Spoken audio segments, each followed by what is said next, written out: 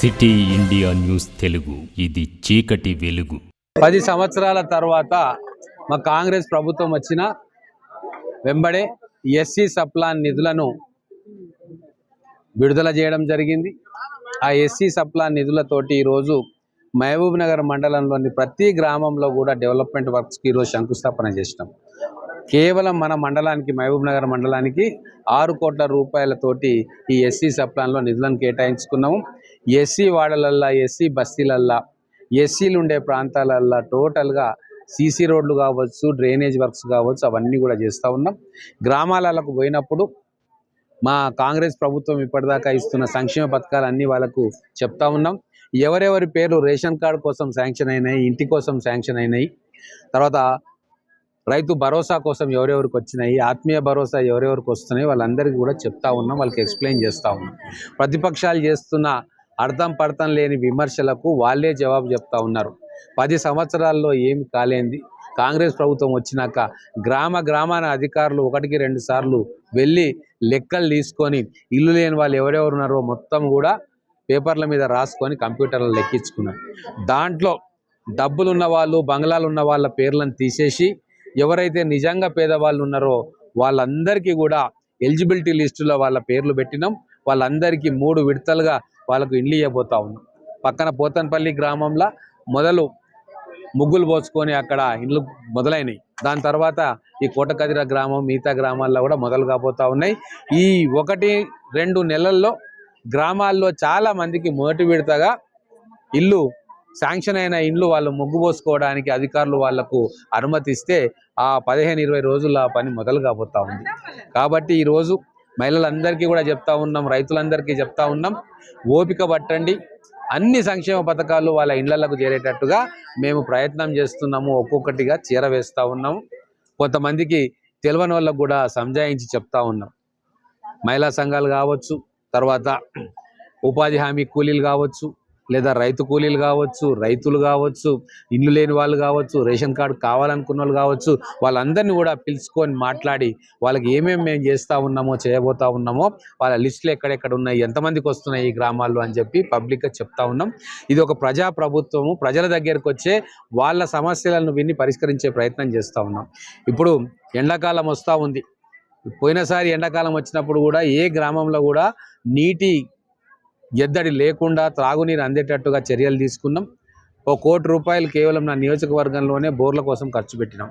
మళ్ళీ ఈరోజు కూడా మా నాయకులను అడుగుతూ ఉన్నాం, ఎక్కడెక్కడైతే వాడలల్లో కానీ ఏ బస్తీలల్లో కానీ నీళ్ళకి ఇబ్బంది ఉంది అంటే ఖచ్చితంగా అక్కడికి నీళ్లు పంపే ఏర్పాటు మన పైప్ లైన్ల ద్వారా కావచ్చు, ట్యాంకర్ల ద్వారా కావచ్చు, లేదా కొత్తగా బోర్లు వేయడం ద్వారా కావచ్చు, ఖచ్చితంగా తాగునీరు ఇబ్బంది లేకుండా ఈ వేసవి కాలం ఇప్పటి నుంచే ప్రయత్నాలు మొదలుపెట్టినాం. కాబట్టి అన్ని రకాలుగా ప్రజల పక్షాన నిలబడతా ఉన్నాం. కాంగ్రెస్ ప్రభుత్వంలోని మేము ఎమ్మెల్యేలము, నాయకులం, వాళ్ళను కంటికి రెప్పలాగా కాపాడుకునే బాధ్యత మాది.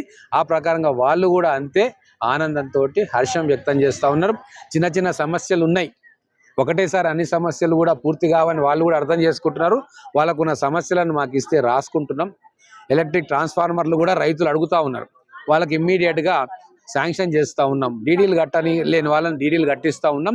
సీరియల్ నెంబర్ ప్రకారంగా వాళ్ళకు కూడా అలాట్ చేస్తూ ఉన్నాం. 100 ట్రాన్స్ఫార్మర్లకు ఆర్డర్ తెచ్చినాం. అవి కూడా మొన్ననే 25 ట్రాన్స్ఫార్మర్లు ఇచ్చినాం. ఇంకో 25 ట్రాన్స్ఫార్మర్లు ఇక్కడ రాబోతూ ఉన్నాయి. ఇంకో 50 ట్రాన్స్ఫార్మర్లకు మనం ఇండెంట్ పెట్టినాం. ఇట్లా ప్రతి దగ్గర కూడా మా కాంగ్రెస్ నాయకులు ఉత్సాహంతో ప్రజల దగ్గర ఉంటున్నారు, ప్రజలతోటి పోతున్నారు. ఎవరెవరికి ఏ సహాయ కార్యక్రమం అందట్లేదో వాటన్నిటిని కూడా అందించే కార్యక్రమం చేస్తూ ఉన్నారు. కొన్ని ఇబ్బందులు ఉన్నాయి. రుణమాఫీ ఒక 5-10% మందికి కాలే. దానికి కారణం ఏంది అంటే వాళ్ళు 2018 కంటే ముందు లోన్ తీసుకున్న వాళ్ళు, లేదా 2 లక్షల కంటే పైన ఉన్న లోన్స్ తీసుకున్న వాళ్ళు, ఆ ఇద్దరు కూడా గైడ్లైన్స్ ప్రకారం వాళ్ళకు వర్తించవు. మేము చాలా స్పష్టంగా చెప్పినాం, 2018 తర్వాత ఎవరైతే లోన్లు తీసుకున్నారో 2 లక్షల లోపు కుటుంబం లోన్ మొత్తం కూడా మాఫ్ చేస్తా అన్నాం. అవి ఇంచుమించు 95% మేము మాఫ్ చేసినాం. మిగతావి కూడా ఏవైనా రాకుండా అవి టెక్నికల్ ఇబ్బందులతోటి పేరు వేరే రకంగా ఉండడము, లేకుంటే భూమి వేరే రకంగా ఉండి వాళ్ళు నివాసం ఇంకో దగ్గర ఉండడం, ఇటువంటి టెక్నికల్ కారణాలతోటి రాలేదు తప్ప ప్రభుత్వం ఇవ్వద్దు అనుకుంటే రానివి కావవి. అందుకే ఇవన్నీ కూడా తెలంగాణ ప్రజలు, ముఖ్యంగా మహబూబ్ నగర్ ప్రజలు కూడా అర్థం చేసుకుంటున్నారు. మా గౌరవ ముఖ్యమంత్రి రేవంత్ రెడ్డి గారు మహబూబ్ నగర్ మీద, ఈ జిల్లా మీద, ఈ ప్రాంతం మీద ప్రత్యేకమైన శ్రద్ధ చూపించి ఇక్కడ అన్ని వసతులను కూడా ఏర్పాటు చేసేందుకు వారు మాకు పూర్తి సహాయ సహకారాలు అందిస్తా ఉన్నారు. ఎండాకాలం లేకుండా ఎలాంటి చర్యలు తీసుకోబోతున్నారు? ఎందుకంటే చాలా కొన్ని గ్రామాల్లో కూడా కరెంటు కొత్త పెట్టుకోవాలి, 2 గంటలు అట్లాంటివి ఏమైనా నివారణ చర్యలు? ఇప్పుడు ఒకటండి, ఇప్పుడు మన ప్రొడక్షన్కు మించి కూడా ఈ గత 70 సంవత్సరాల్లో ఎన్నడూ లేనంత విద్యుత్ వినియోగం పెరిగింది. గత 10 సంవత్సరాల్లో లేనంత విద్యుత్ వినియోగం ఈరోజు 30%, 40% పెరిగింది. దానికి తగ్గట్టుగా జనరేషన్ కెపాసిటీ గత 10 సంవత్సరాల్లో వాళ్ళు పెంచుకోలే. అయినా సరే ఇప్పుడు కొత్తగా వాళ్ళు ఏవైతే మొదలు పెట్టినరో జనరేషన్ ప్లాంట్లు, వాటిని పూర్తి చేయడం కోసం, అలాగే కేంద్రంలో నుంచి వచ్చే గ్రిడ్ నుంచి ఏదైతే ఎలక్ట్రిసిటీ గ్రిడ్ ఉంటుందో దాని నుంచి అత్యధికమైన ఎలక్ట్రిసిటీ డ్రా చేసుకొని మన రైతులకు మ్యాక్సిమం ఇవ్వనీకే, ఎటువంటి విద్యుత్ కొరత కూడా లేకుండా, కరెంటు లేని కారణంగా పంటలు ఎండిపోకూడదు అని చెప్పి ఎంత ఖర్చైనా సరే విద్యుత్ను మిగతా ప్రాంతంలో నుంచి కొని మన రైతులకు ఇచ్చే ఏర్పాటు చేస్తాం.